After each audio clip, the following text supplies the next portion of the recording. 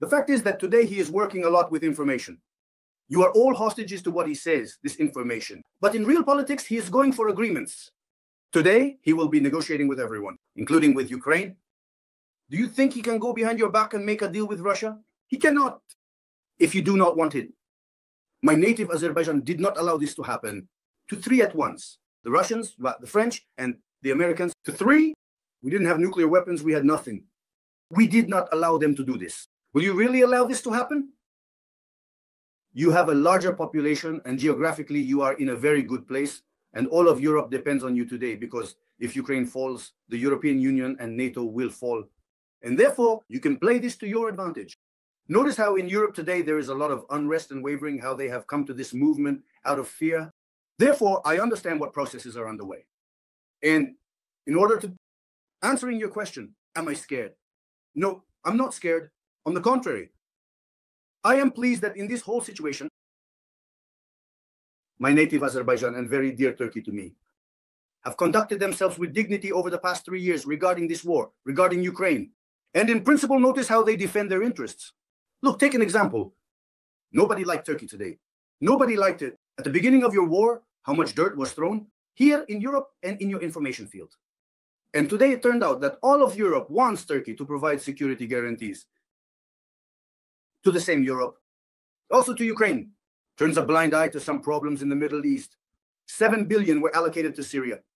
7 billion were allocated to Syria. And why? Because there the United States and Israel have different interests. A revolution is beneficial to them today. That is, when we understand all this, we must understand what processes are taking place. And Ukraine must understand that Ukraine today is such a tempting piece, such an apple of discord. And it is very important in this situation for you to become stronger yourselves.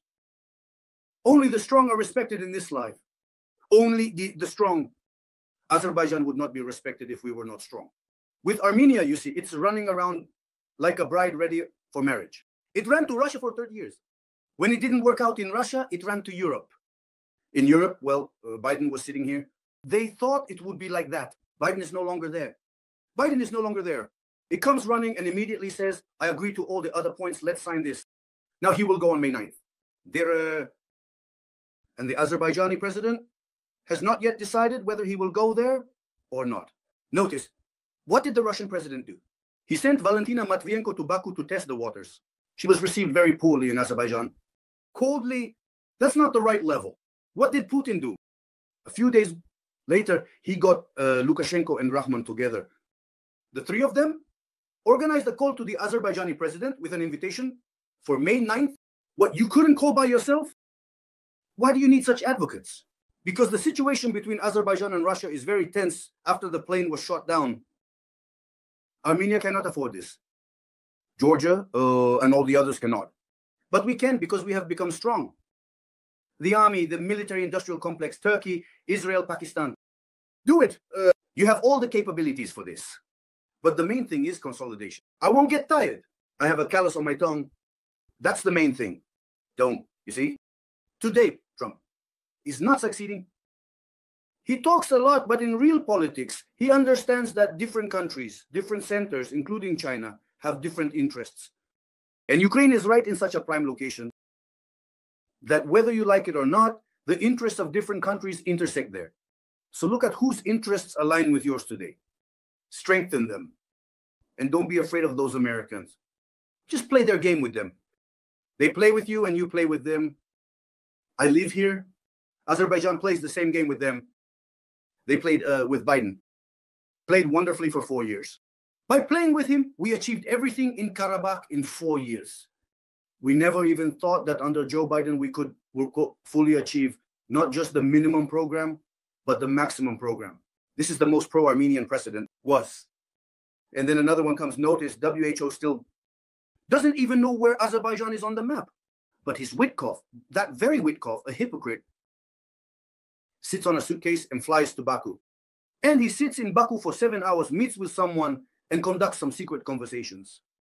And it turns out that Donald Trump, during the conversation, and with Tucker Carlson, this Witkov, also mentioned that we want to expand the Abrahamic agreements.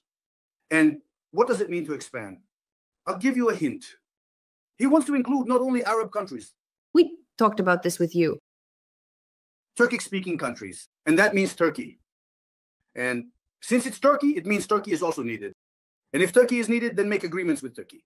And for him to make agreements with Turkey, it is necessary for Turkey to strongly defend the interests not only of Azerbaijan, but also of Ukraine, among others. Because Ukraine and Turkey are in the same region. And though Turkey will never let Ukraine be offended if Ukraine works correctly with Turkey, including that.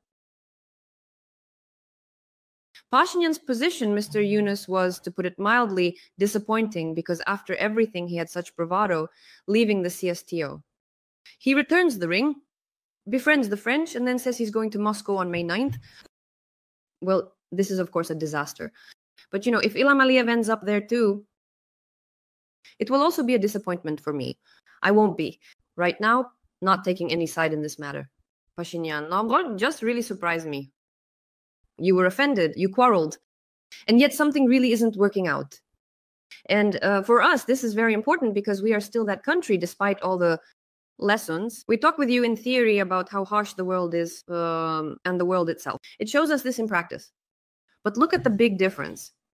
Witkov tells that Putin hands over a portrait of Donald Trump because he's in love with himself. He prays to it.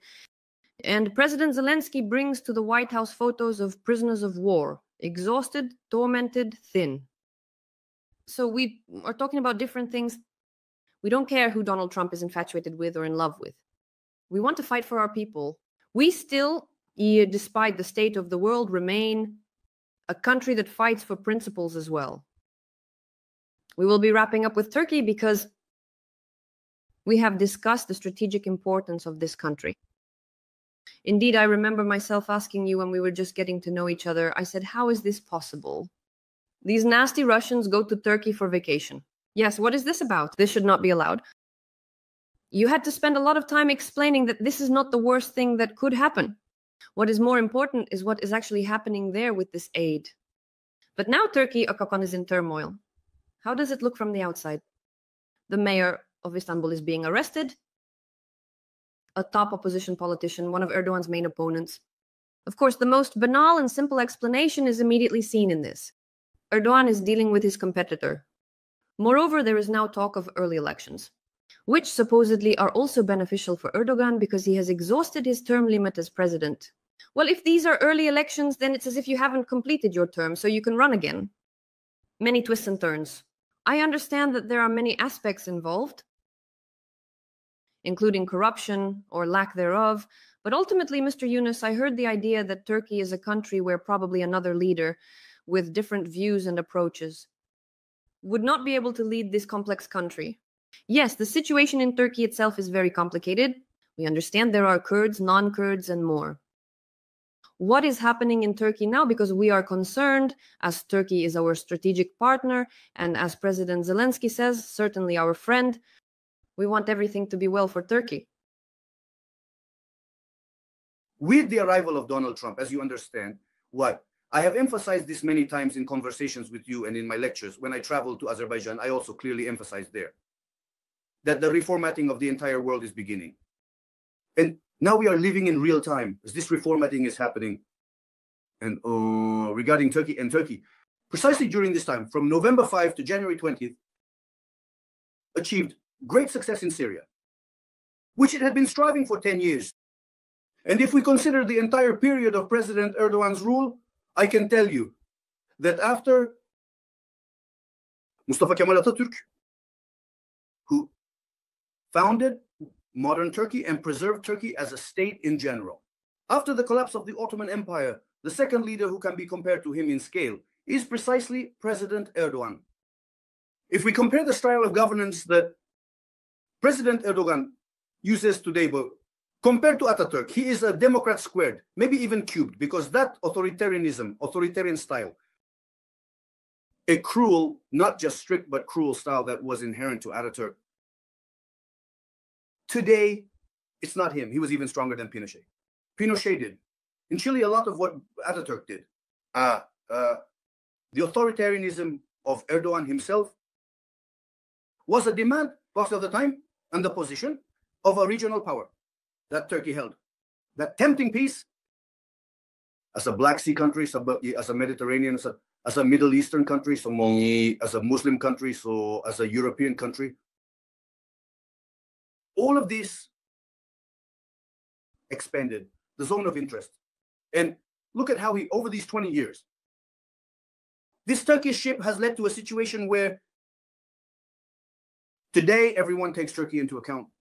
Because when events of this type occur in the world and you are taken into account, he doesn't have nuclear weapons. He is not a permanent member of the Security Council. Yet both Washington is interested in his loyalty, whether it's the times of the Democrats or during the times of the Republicans. The Kremlin is constantly interested for 25 years, as long as there is an authoritarian ruler there, and many in Europe as well. And I remind you of Turkey's success in the South Caucasus, and the fact that Turkey hadn't been in the South Caucasus for 100 years, and now it is there. I am talking about Turkey's leading role in the organization of Turkic states, something that Turgut Özal tried to initiate right after the collapse of the Soviet Union at the very beginning of the process. And this is real. Today, it has been translated into a tangible dimension. President Erdogan, look, leading Turkey, and there, the leading role played by my native Azerbaijan and such powerful Central Asian countries as Kazakhstan and Uzbekistan, among others. And now everyone is talking about this structure, and everyone wants to somehow join this structure, including Russia. And today we see that the same Donald Trump, through his assistant, Witko, is planning and engaging in promising agreements with the Organization of Turkic States, among others. And of course, not everyone likes this, and interests do not always align. In the Middle East, in countries like the United States of America, Israel, Iran, Russia, that's just me. Here is a list of these specific countries. And there are some countries, including those from the Arab world, whose interests did not align. For example, Egypt's interests did not align. And there are those that constantly align, like Qatar. So there are situational interactions. For example, the situational interaction between Russia and Turkey as well. When necessary, they clashed in Syria and in Libya. And when it was needed, Turkey expelled them from Syria. And today, yesterday, the president of Turkey and the new leader of Syria signed an agreement on a permanent Turkish military base in the city of Palmyra. Look at the geographical map, see where Palmyra is located and how it plays out. Who doesn't like this? The United States of America doesn't like it. Israel doesn't like it. Certain forces in the region who are interested in playing the Kurdish card don't like it. Iran doesn't like it either. And therefore, in this situation, you will notice there was an attempt at a military coup in Syria recently with a large number of casualties. They didn't succeed in this. Turkey, together with the Syrian government, managed to contain it. Look, there was a surge. What elections in Turkey? There are no elections yet. Remember, in 3 years, there will be early elections. No one can say anything for sure. There are still speculations on this topic. But the fact that he was honestly elected in these elections and he actually won that party.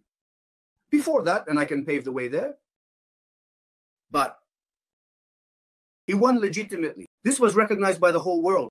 But the strengthening of Turkey in the region is also not liked by many.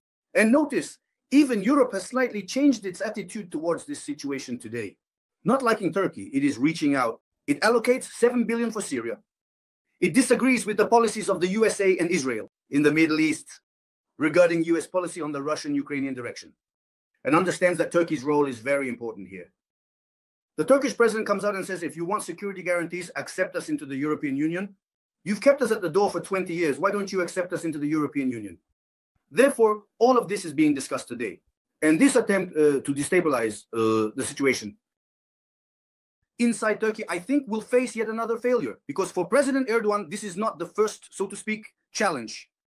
And he has gone through these challenges many times. And he has received a legitimate mandate of trust. And the image you see of these 1,000-strong rallies, I think, in the near future, you will see a similar image, much more powerful, of thousands of his supporters. Democracy. That is, some are protesting against, others are supporting. And why was that person in prison? I think these are preventive measures. When he was elected as the mayor of Istanbul, he received a message like that. He sent it. We will be watching you closely.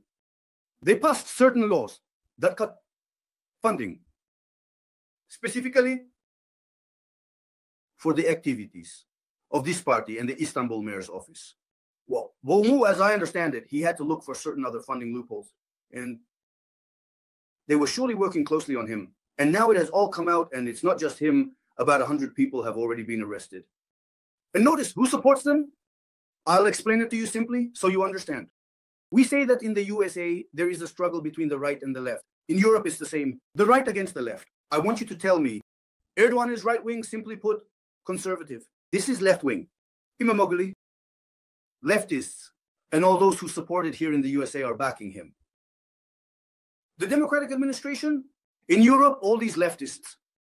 And one of the first to support him was the mayor of Athens. Where is the mayor of Athens? Where is the mayor of Istanbul? Turkey and Greece, they have always been, and at odds, enemies on their feet. I'm not even mentioning that in France, there was very strong support. And when we hear all this, we begin to understand, yes, what kind of game is being played, who is against whom. So it all came out here. I am calm about Turkey because despite the authoritarian nature, he is a democratically elected president and has the support of half the population. The only thing is that during the last elections, he lost in key cities. I mean, Ankara, Istanbul, yes, primarily, also Izmir and Antalya. So, and therefore, again, he didn't lose in the sense of like almost lost, yes, 51-49, yes, meaning half for Imamoglu, half for him. Therefore, the only thing is, yes, based on this, naturally, in the cities, it is very significant. This left liberal ideology, yes, it is very much tied to Europe. To this left liberal ideology with Europe, there are business, media, and many financial structures involved. I'm not even talking about these humanitarian organizations, which here are affectionately called Sorosites. So they all, naturally, all of this is being stirred up in the mass media. But real politics on the ground is a bit different. And President Erdogan is confidently steering this ship. And I have no doubt that this is not the first political crisis of this type that spills onto the streets. He navigates these situations quite well and confidently.